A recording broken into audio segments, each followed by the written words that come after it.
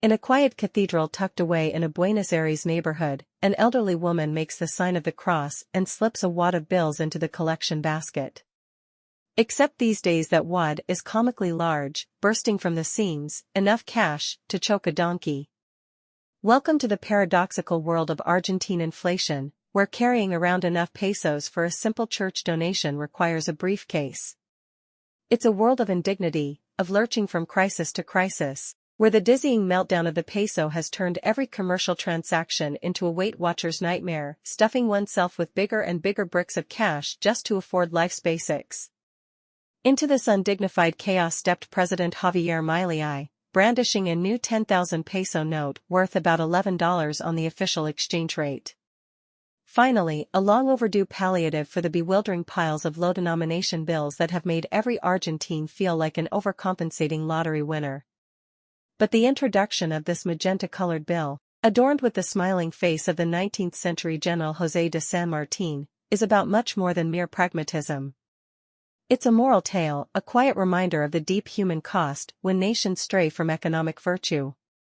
For there is nothing natural about a country printing million and billion-unit banknotes. It's an admission of profound civilizational decline, a self-inflicted wound born from the moral failings of undisciplined governments endlessly juicing the money supply. How did Argentina reach this nadir of circulating gargantuan cash units more fit for a game of Monopoly than modern commerce? Simple. Successive administrations blithely opting for the monetary policy equivalent of pouring gasoline on a fire. Each fresh splurge of money-financed spending started innocuously enough, this new program to get re-elected, that fresh bribe to pacify protesters.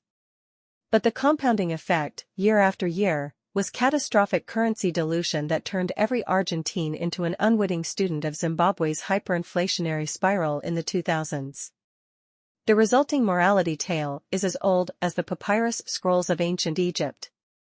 When societies disregard discipline and sacrifice prudence on the altar of present-focused gratification, they earn not prosperity, but privation. Inflation punishes most viciously the humble foot soldier trying to Santa his way through life, the retiree watching her pension's purchasing power implode, the laborer schlepping trunks of wasting paper to buy milk. These are the souls who played by the rules, but got mugged by elite impropriety all the same. Which is what makes the 10,000 peso note such a piercing moral symbol. Yes, it's a mundane tender, devoid of poeticism, designed merely to simplify large cash transactions amid monetary disarray. But that very mundanity is the point. When basic exchanges in a nation demand ostentatious props, it lays bare the civilizational arrogance and ethical bankruptcy of the leaders who let things decay to this level. The good news is that Argentina's newly minted president seems to grasp this moral dimension. His opening policy gambits, slashing deficits, stabilizing the peso, ceasing the central bank's practice of printing recklessly to pay bills, represent a renunciation of past sinfulness and a step back from the abyss. Still, the path ahead is fraught. Some 40% of Argentines remain impoverished amidst the post-inflation rubble. Milei's rhetorical bellicosity alarms moderates while delighting base supporters. The entrenched interests profiting from crisis stand ever ready to subvert reform. But the green shoots are there, slowly piercing the barren soil. Inflation has dipped into single digits. The new billion-unit bills remain a novelty. A burgeoning culture of fiscal prudence and monetary rectitude could yet take root. It's in these finest hours where societies reveal their true moral character.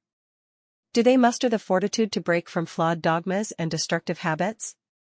Do they rediscover the redemptive virtues of patience and deferred gratification?